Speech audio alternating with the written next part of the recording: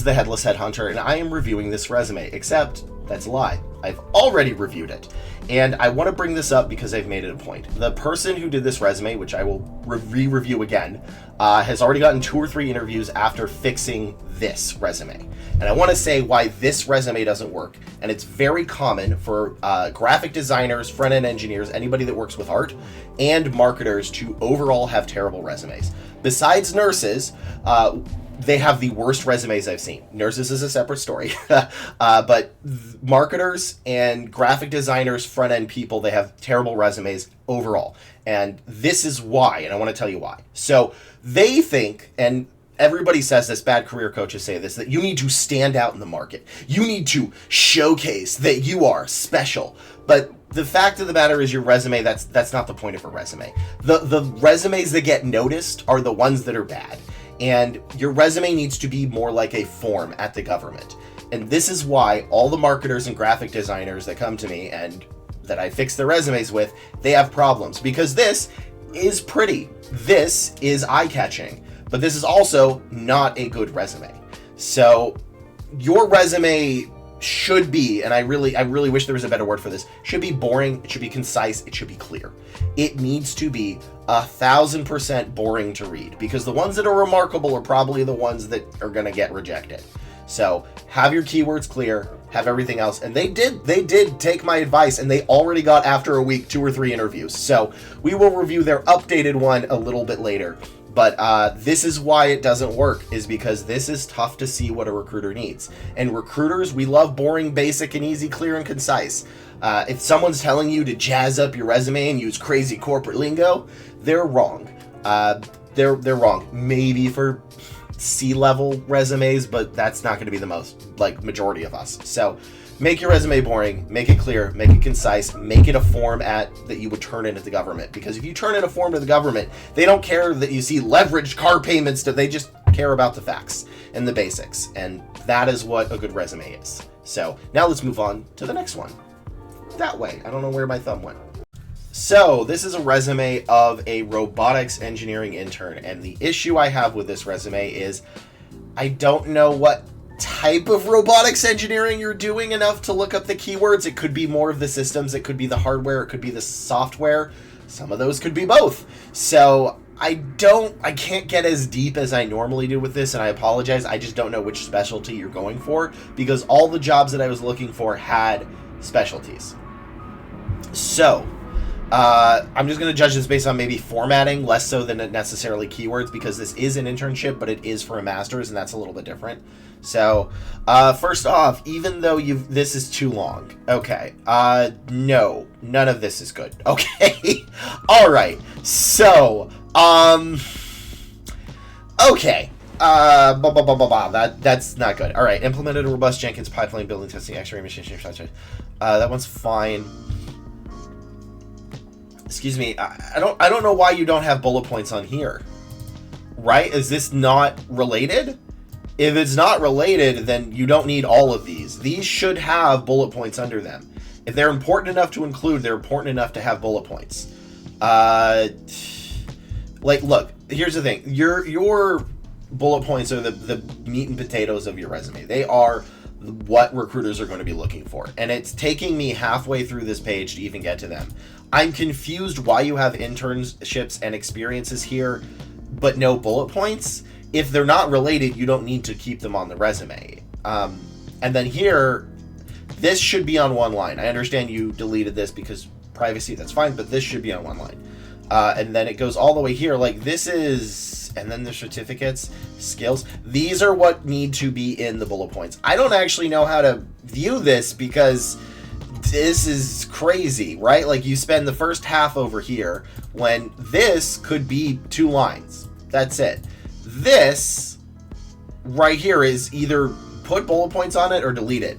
I don't know what to do with this resume, and you don't want your recruiter to be confused. Is X-ray machine testing specifically what they want for robotics? Maybe. I don't know, because I didn't know which kind you're going for. And I think that's a bigger issue, is I'm not sure based on this whether you're going for the systems or you're going for the software, which could even be the systems. You gotta pretend your recruiter knows nothing about this, and I'm not sure what I'm getting, because this looks like you're not. I mean, I know machine robotics and X-ray can be the same, but like, you need to be extra clear with your resume, and I don't see it. So people are probably going to yell at me in the comments, and that's fine, but I don't know what I'm looking at here. There's too much, right? I need you to pick where you're going. It needs to be obvious, and I need to make sure that I'm able to understand it. So I can't move forward with this, although this is a little bit of a weird review in the first place, but please resubmit, fix a couple of those issues, and tell me what type of robotics engineering you're going to. So this is a resume of a project manager. So the first keyword that we're going to be looking for is going to be industry specific, industrial specific, whatever. That should be industry specific. Always have somebody else check your grammar and spelling, y'all. So it's really going to depend on what they're looking for. I believe they are a marketer because they're in chat and what they're saying, but they could also move into other industries. So this is one of those, it's going to depend on the industry. Mainly, they just want to see that you have experience in it or a related one. So the next one is going to be managing cross-functional teams or working cross-functional. Just the word cross-functional should help. They want to know that you have either worked with or dealt with stakeholders or clients, sometimes customers. Again, it depends on those, but stakeholders, clients, customers, kind of the same-ish. And then that you have multitasked and worked on multiple projects at once, and you have kept them under budget and on time. And then specifically for more management positions and manager positions, they want to know more how you did what you did, right? Like, why were you successful? What was your idea, your genius idea that led to success? So first off, in this resume, it's clean. I like this formatting. This is already perfect. Education, awesome. PMP cert right up top, love it. BS in advertising from college name, that's fine. So project manager at X, and developed and implemented project management frameworks which will improve team efficiency and project outcomes, delivering cross-functional projects from initiation to closing on time, within scope, and within budget. I like that, but I think this may be, frameworks, okay, I think you may be able to dumb this down a little bit more, right? So I was, and also at the same time, add a little bit more. So what I would like to see, and this is a good base, is managed X projects such as Y and Z and whatever, so they know it is, where I used frameworks and tools to improve team efficiency, project outcomes, to deliver cross-functional projects from start to finish on time and within budget. So that is sort of how I would like to wordsmith that, but overall, it's pretty solid. So led cross-functional teams across multiple... So I want to know a little bit more. Led cross-functional teams, like what? Was it engineering? Was it marketing? Was it, So they want to know a little bit more. Fostering collaboration, resolving conflicts, and managing change. So the rest of this is not as important, but it is kind of. So I want to know what teams you led, and sort of not just that you've fostered and resolved conflicts, but more the results of that, right? Like, did that allow you to get it on time and under budget? That kind of thing. Develop detailed plans and documentation in Google Suites using waterfall and hybrid methodologies. Waterfall is a keyword, but I don't see it a lot. That might be an anti-keyword where I'd have to double check it, but so it's Agile, Scrum, and Waterfall, and not a lot of people use Waterfall as much anymore, but maybe that's changing again. So using Waterfall, hybrid methodology, managing multiple projects, and Asana, and on-time delivery budget. So here's also, these are all sort of the same, and I want a little bit more detail, but I like the bones of this. So develop detailed plans in the Google Suites. We did that. Led a cross-functional team and effectively engaged stakeholders to deliver an annual report contributing. So this is solid, but I want to know how you engaged it, right? Don't just say effectively engaged. You could just say led a cross-functional team that worked with stakeholders, which resulted in an annual impact report of a 16% increase in yearly donations. Mitigating risk of stockholder conflict collaboration. Yeah. So I think it's just missing a little bit of detail, but overall this is not bad. But we need a little bit more. So I could see moving this forward, but I really want to know, and I think this is clear, is that you have the what it is. You have the result, but you don't have the how. And I think that's important, is I need the how in this as well. So when you're writing a bullet point, you really want 3 things: the keyword and qualification, how you used it, and the result. And this has the keyword and it has the result, but it's missing a little bit of the how. So otherwise, I think this is solid. I don't think we need to put in too much. And honestly, I think a couple of these are kind of the same sentence, so you could probably shrink it down a little bit. Overall, not bad, but I think we can do better. So that is my review for this, and let's on to the next. A resume of a software engineer / AI backend. Basically, they're looking to work with machine learning on the backend. So the first thing is all these colors, which I'm not judging on because you would not have these in the real thing. I will say for your actual, oh, it's all blacked out. Okay, good. For your actual, I don't know how to point with this without like revealing it, but in the contact information, don't use those little iconographies. Just, we know what it is, right? If we see a 9-digit, 10-digit number, we know it's a phone number. If we see @.com, we know it's your email. If we see LinkedIn, we know it's your LinkedIn. So we don't need all of those icons, and sometimes the ATS doesn't work with those icons. As long as we can view your resume, it's good, but sometimes things get weird with it, so just no icons. Then your Masters of Science, it's fine. I don't know if that needs to be 5 lines. 4 or 5 lines? Yeah, 4 lines. You really could probably do that to like 2 or 3 at max. So, all right.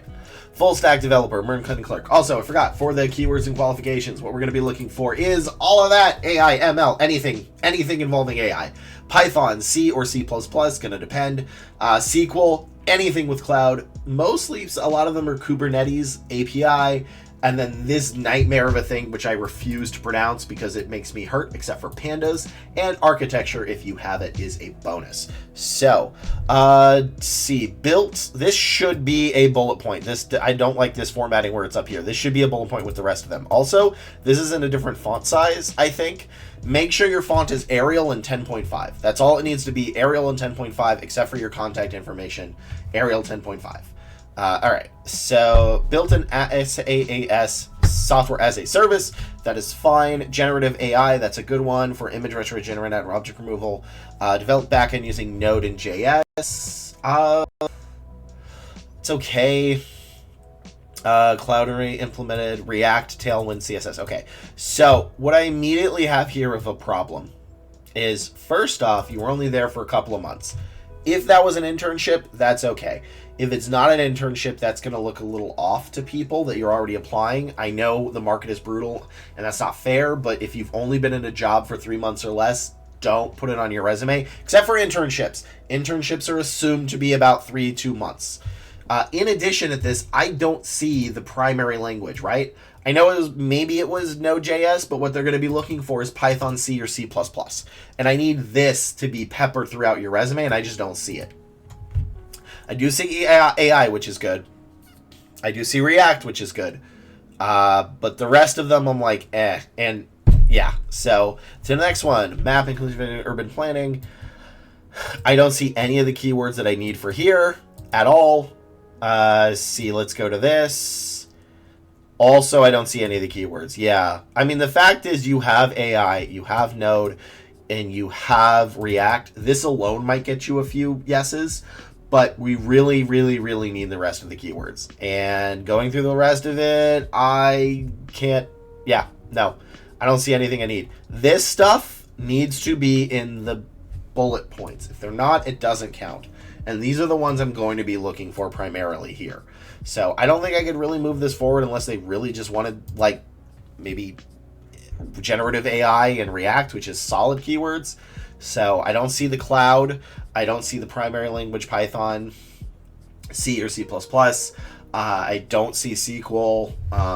So I don't know if I can't. Here it is. Yeah, all the way down here. That's not good. There's probably not going to see that. So yeah, I can't move forward with this, unfortunately. So please fix those issues, resubmit, add those keywords. They are going to help get you a job.